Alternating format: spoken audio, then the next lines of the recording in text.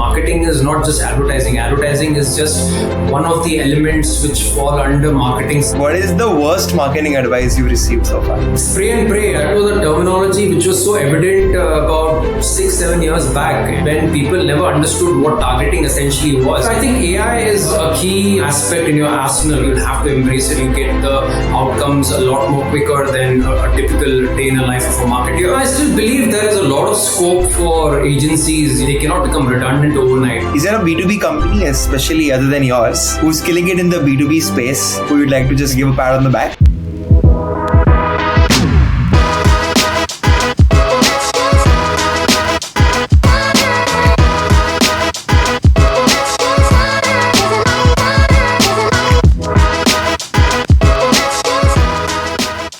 Hey there, welcome to Marketing Mavericks with IndieFolio. Today we have Kushagra Sharma with us, who's the head of marketing of India and SAARC for Veeam Software. Kushagra spent 20 years in tech and marketing, and in this conversation we explore his journey, talk a lot about B2B marketing, and extract some information and insights for young marketers as well as creative founders. Thanks a lot for your time, Kushagra, and welcome to the podcast. Thanks, Kavan. Thanks for having me over. You're one of the many guests who's joined me as a marketing leader who's actually learned engineering, right? Yeah.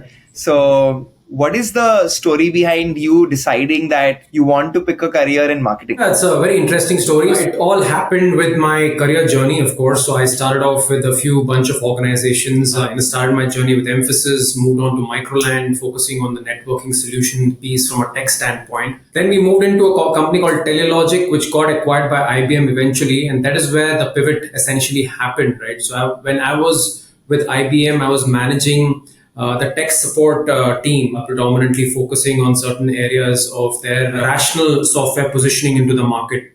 And that is where we actually, sort of understood the areas of how marketing can be infused. We thought of, infusing a pilot program around social media. And back then, Facebook, social media was, just starting off. It was not something pretty well known with the people. It was more consumer oriented, Twitter, Facebook and whatnot, right? So what we thought was, why don't we actually start building, community-oriented approach where we would actually go ahead and position our most predominant challenges which customer actually, sort of call us for, right? So we actually built a complete content repository and a community of sorts where customers, could sign in. We had a microsite landing page, and we used to sort of position most of the transactional sort of challenges, into that community, and that actually brought in a reduction in our call time and, gave us a lot of free space to look at complex issues and scenarios which customer could, sort of call. So that is where we believe that, there is an avenue of, creating platforms like these where customers can, at a click of the button, just get there and get their questions answered without wasting their time and so on. So that's where my journey with dabbling around with community sort of began. It gave me an insight of, why not look at marketing and sales as an avenue for me to, build my career growth. And I pivoted into doing certain programs with IIM around marketing, and at the same time applied for an internal job movement within IBM for marketing role. And I actually sort of, cracked that. And ever since then, I've never looked back. So yeah. Your story essentially involves a lot of exposure where you let life come to you. You did one thing, then you were introduced to something else, and then, you ended up doing something else. So you transitioned pretty well. And in the earlier stages of your career, I think experimentation, exposure is critical. But when I speak to younger folks today who are, let's say, just passing out of college, they seem to have a belief that you need to have clarity. And I wanted to ask you, right, as somebody who's transitioned from what they study to actually what they do, what do you have to tell such people? How do you really find what you're good at? No, clarity is absolutely important, and you touched the right chord, right? And as a student, you need to sort of understand where you sort of fit in, where your skill sets really essentially lie, what your competencies essentially, aligned to in terms of your next career path. But having said that, it's also important for people to realize that it's an evolving space, it's an evolving journey, and change is sort of inevitable, right? So you need to be sure that you'll be stepping into outside a comfort zone rather. So you need to embrace change, first of all. You need to, tell yourself that it's a journey, it's not a destination, right? So you will eventually look at several aspects and learn several aspects in this journey. You'll have to embrace it, and that's the way you will actually sort of learn, decide, and implement what you essentially, want to do, because there's no fixed aspect that you may actually like at a certain point, which is going to remain. So it's obviously going to evolve over a period of time. So I think it's more about also the mentorship, the guidance that they can actually sort of look at from the outside market. Internships really help because that gives them a dipstick around what corporates really essentially are all about. But having said that, my mantra would be is, to get your hands dirty and do whatever you do, and you actually learn on the go, and you course correct on the go. That's my mantra, and that is what I've actually lived. Awesome. Yeah. I couldn't agree more, right? I want to kind of talk about first jobs. And that's something, again, which confuses a lot of people. Marketers advise that you should do sales, account management, sweat in the sun if you want to really understand your customer. Some folks say join the service side, right? Get exposure to many clients. And in today's time, a lot of people can directly start off on the brand side, right? Yeah. So while none of them are right or wrong, what would be your approach to, let's say, you're taking your first job in marketing? It's essential to have a mindset of customer centricity, as a baseline in whatever you do, because at the end of the day, whatever you do, right, either you're on the product side, on the R&D side, on the sales side, or the marketing side, or even on the operations side, in the end, you're trying to serve the customers. So I think it's very essential to understand what customer centricity essentially, really entails, and that is the baseline for any function that you may want to sort of pick up. And segue into marketing would really essentially entail how you look at the fundamentals of marketing, which is segmentation, targeting, positioning, how you sort of, get all those fundamentals on top of customer centricity, which is at the core, right? So for anybody starting off, first of all, I always fundamentally believe that everybody's a seller. You need to join organizations where you are representing the organization. You understand the core value proposition of what the product or the service of the organization essentially is. So you essentially will indirectly or directly impact the customers. It could be, a single post of yours going on LinkedIn and the customers are actually looking at that. So indirectly, you're trying to either position the brand of the company or you're trying to position the product or the solution of the company. So you need to understand that at the core, customer centricity becomes absolutely important. You are actually a seller no matter whatever function you actually pick and choose. But in the end, if marketing is your forte, then I think the fundamentals of marketing come in, whether be it brand, your perception that you're trying to build, or whether you're on the field trying to integrate with the sales and build the demand for your solutions, and so on. So that's my take on that. It's a good framework to kind of look at, right? You've done a bunch of pre-sales and account management and even customer service, right, at the earlier stages of your career. How do these help you as a marketer today? So I think cross-functional alignment is very, very important for you to actually get that head start. I'm not really against the idea of straight away getting into marketing and getting your hands, dirty into that. But if you are actually doing other roles like pre-sales, sales, and maybe even the tech aspects, you actually have an advantage because you actually understand the customers, fairly well. You actually have a deeper understanding of what the customer essentially expects out of you, right? And that actually makes your job easier in terms of maybe crafting out the right value proposition and maybe, crafting out the right go-to-market strategies or bringing out the right campaign. So I would say that's an advantage. You get to understand the customers fairly well, coming from different other functions. And then because you understand them, so well, you actually will be in a better position to have a better storytelling structure in terms of your messaging. I spoke about value proposition, right? So you'll be in a position to actually craft out the messaging, which actually sort of sits pretty well with the customer because you understand the customers fairly well, right? And lastly, it gives you a collaborative, mindset because you actually will not be working in silos. You've already worked on different functions, so you know how they actually sort of operate.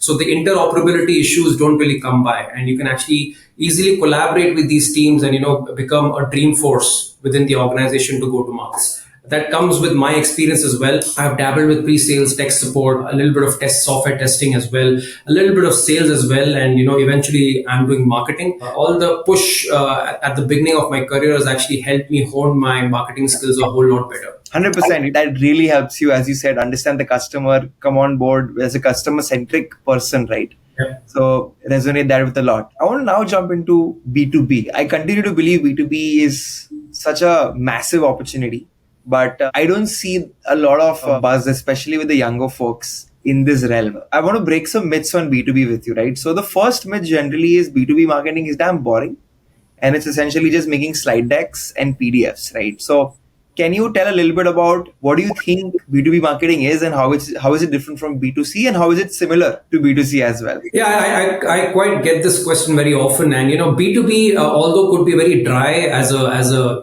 sort of a segment, but I really believe that everything is actually getting commoditized, right? So I don't really see too much of this ho-ha around B2B versus B2C, because I think at the end of the day you're actually trying to serve the consumers, right? So B2B in a layman perspective is business to business, and B2C is business to consumer, and the modalities, more or less, the fundamentals of marketing more or less are very similar when you actually look at both the segments.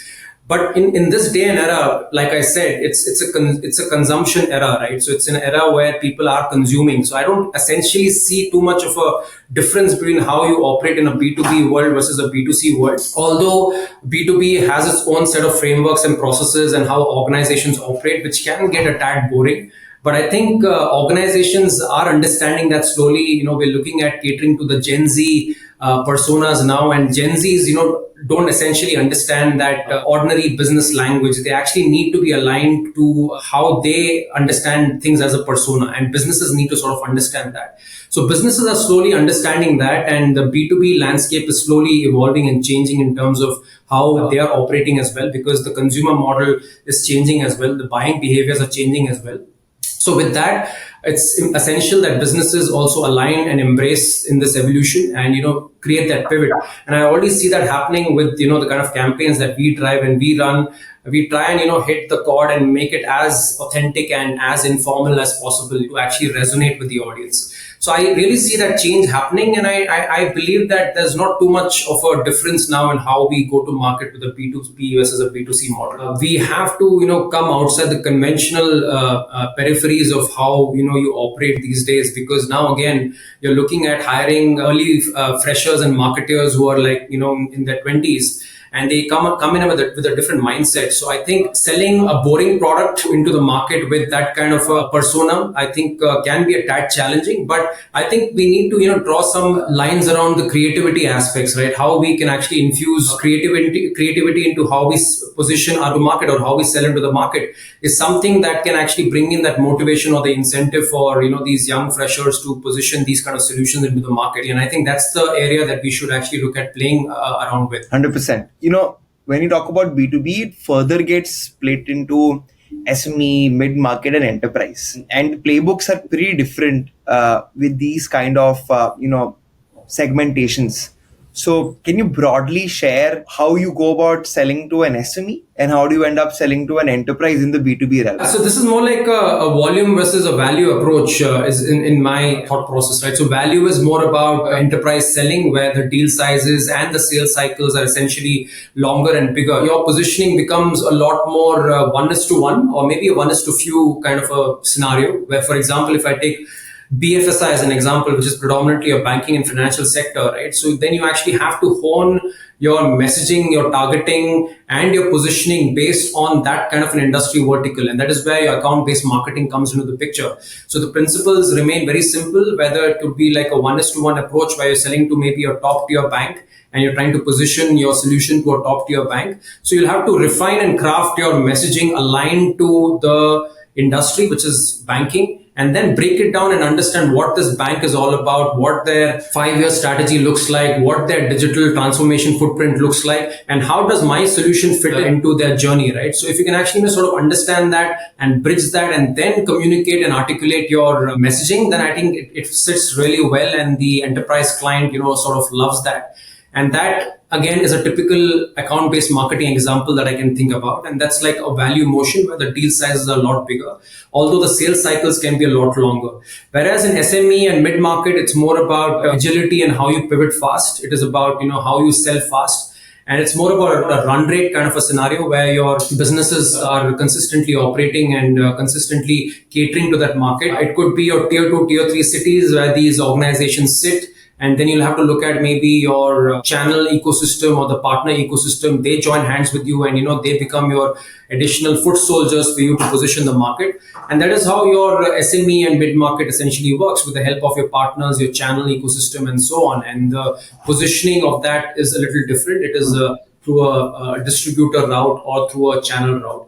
And it's more about agility and how fast you actually bring in your messaging and start tweaking, so that you'll actually create that run rate motion in terms of your business. Understood.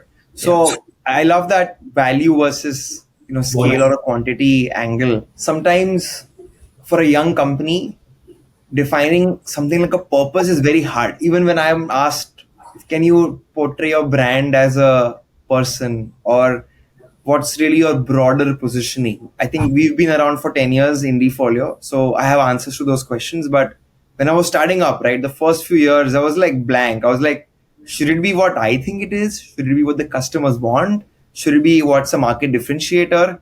Which is always confusing, right? So let's say I'm getting into B2B marketing.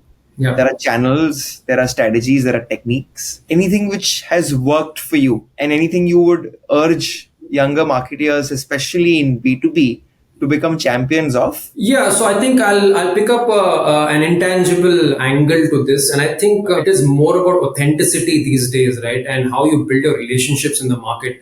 Although, like I said, the principles remain, the fundamentals remain in how you actually operate. But I think how authentic you are as a marketer, how you resonate with your customers vis-a-vis your campaigns or your GTM drive that you actually bring into your system is something that I would actually sort of call out for younger marketers to pick up. Gone are the days when you bring out elements of spraying and praying and understanding that something's going to fall in order when I actually execute my campaign.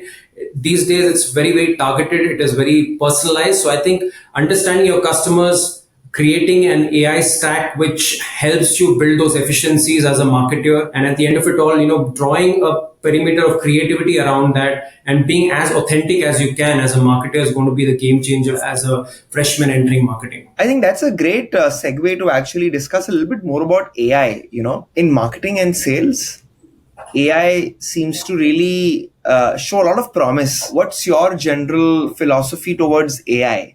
Do you feel that AI will enable you to, let's say, hire marketers who can do content? Or are you expecting that, AI is going to enable creative people to become marketers in turn? Yeah, I think AI is a key, aspect in your arsenal, right? So you cannot really say that, you are not going to be embracing it. You'll have to embrace it. We've already done that. So we seamlessly use that in our day-to-day. We look at how we can build AI and build that right MarTech stack, right, with using integrating AI. Now with AI coming in, there are its own set of advantages. It gives you a lot of room to trivial transactional tasks, assigned to your AI tools, and you get the outcomes a lot more quicker than a typical day in a life of a marketer. So what then happens is it gives you a lot of headroom to sit down and work with your teams in terms of the other aspects, like how do you sort of tie in the human element wherever possible around AI, right? How do you bring in an extra zeal of creativity, an extra zeal of emotion into every campaign that you sort of want to drive? So with AI coming in, it's absolutely advantage for every marketer, although the transactional automated aspects can be become very redundant for a human. But the emotional elements, the brand elements which sort of come out with the marketer actually is a lot more in queue right now. And we're actually using that very predominantly in Veeam, right? So that's one advantage, is what I would say. I want to ask a question on behalf of IndieFolio's network, right? We are essentially a bunch of creative founders, be it owners of boutique studios or solopreneurs, right? What's really causing anxiety every day to many people with every new update today is what's going to be the state of creative outsourcing, maybe in the next few years. Because increasingly it seems that, instead of having a large in-house team and a large network of production companies, you could just have maybe two people prompt the whole thing out, right? Because the people who have the right questions will get the right answers from AI. If you had to kind of, as a marketer who gives a lot of money, let's say, to creative people today, what would your opinion be for those folks? What should they do? I still believe there is a lot of scope for agencies, to still remain. They cannot become redundant overnight. I believe there has to be a very hybrid approach to things. Even with Veeam, when we actually look at certain large-scale strategic, campaigns, we along with our internal creative teams cannot really sit and cater to that. So obviously, you'll have to look at outsourcing it to a strategic agencies, right? So I really believe that big buck strategic projects will still have a lot of agency inroads. It cannot be just our in-house teams, solving those big challenges that, may come by. So I believe there will be a very hybrid approach to things where the internal teams will cater to certain tasks, whereas the agencies will be looked at for the bigger aspects to be, looked in. So I believe there is a collaboration even now, and it will remain. And I really don't think that this is going to go away, at least in the short term. But in the long term, we'll have to wait and watch. But Veeam actually takes a very cognitive, sort of outlook, and we believe that there is a hybrid outlook that we want to maintain, with agencies coming in with bigger projects and the internal stakeholders helping out with the smaller sort of projects that we could look. Fair enough. Yeah. I'm going to the last part of the podcast now. Before I do a quick rapid fire with you, I want to know a little bit about Firefly Circle. Can you tell a little bit about what that is and why did you start that? So Firefly Circle was more like a COVID sort of a pivot where the idea was to start building a community of not only thought leaders, but also people who inspire day to day, right? So how do we sort of look at building a community around that? Right? So that's typically what Firefly Circle is. I'm trying to infuse a lot more creativity into it and bring in a lot more other elements, but that's in the works, and as and when that comes through, I will sort of maybe reveal that, but that is where we stand at this given moment. It's a community platform, just like what Indiefolio is driving, very simply put. And maybe I may be sitting on the other side, someday, and maybe interviewing you. So that could also be one of the scenarios that we could look at. Yeah. Fantastic. Sounds exciting. So there's a lot of advice being thrown about. In fact, even we are giving advice to our audience today. But what is the worst marketing advice you've received so far? Spray and pray. I brought that point out, right? Because, that was a terminology which was so evident about 6-7 years back, when people never understood what targeting essentially was. And people were wondering, paisa aaya hai, just infuse the budgets into a campaign. Don't bother about what your targeting mechanisms look like. Don't really, think where the message is actually, sort of going. So spray and pray was a very a terminology which was given as a gyan to us back then. And I think with times like these, where targeting is very, very essential, hyper-personalization is very, very essential, I sometimes look back and often feel like, laughing at, those kind of directions that was actually, given to us. We have evolved and we look at a more personalized approach now, and spray and pray was a very, very bad recommendation or advice given to us. Next is a myth. So is there a certain myth you wish disappears? Like people keep on assuming that that's right, but it's actually really wrong. Very often, and it so happens in all organizations that, marketing is considered as advertising. Marketing is not just advertising. Advertising is just one of the elements which fall under marketing somewhere, right? Where you actually bring in the awareness. But I think marketing should be looked more like a strategic lens rather than a very tactical sort of a lens. There's a whole lot which goes into the whole journey of marketing, right? From strategy to conceptualizing to, taking things to market, to building the relationships, to, launching a campaign and getting the right ROI, to building demand, and to also take care of perception and brand building. So marketing is a whole journey rather than just one subset. And that's one myth that I would like to essentially break. The last one here is there a B2B company, especially other than yours, who's killing it in the B2B space, who you'd like to just maybe, give a pat on the back? Yeah, I follow a lot of them. I think one which catches my mind is Salesforce. So Salesforce, does a great job when it comes to, their campaigns. They have a great storytelling approach. They have a great, idea of building the ecosystem and communities. So I think that's one organization that I really look up to in terms of how they build their campaigns. And I have my friend there, Ajit Bilani and Nipun Sharma, so they are doing a great job. Awesome. That kind of wraps up the rapid fire. As a parting thought now, Kushagra, if I'm a young marketer and I want to be in your shoes one day, be a marketing leader, what's your advice for me to do now? Maybe I'm in my early 20s. If I want to be a leader, what should I do? I think networking is very, very essential. I mean, a very cliched statement that your network is your net worth. So I think you should be building the right network of people who you believe you should be shadowing and understanding what they are doing day to day, so that you are pretty equipped in understanding, how the businesses really operate. So I think that's one which really comes by. Second, of course, is your personal branding. Very, very important, very underplayed, and people don't understand the importance of personal branding. LinkedIn is such a myriad of different pieces of content, different people. So for you to be picked up from this myriad of people, you need to be very, very different. So I really believe that personal branding plays a very, very pivotal role in terms of putting a hand up and making yourself heard in the market is essentially important. Thirdly, authenticity is very important. I can't undermine that. There's no room for fakery. I really believe authentic people are people who will be sort of game changers going forward. So I think just being yourself, your true authentic self, and bringing that out will be something that businesses will really look forward to, and leadership would really look forward to. And lastly, I think equipping yourself with the right tools, understanding where the AI landscape is heading towards is essential. Continuous learning, growth mindset is something that you should maybe potentially look at. How do you sort of draw your creative parallels from understanding different data sets? That can be a game changer. So I really believe that amalgamation is going to be very powerful.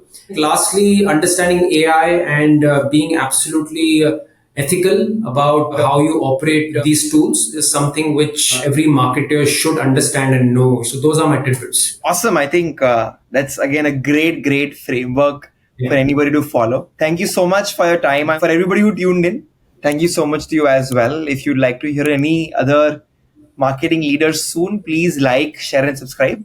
And a new episode will come out very soon.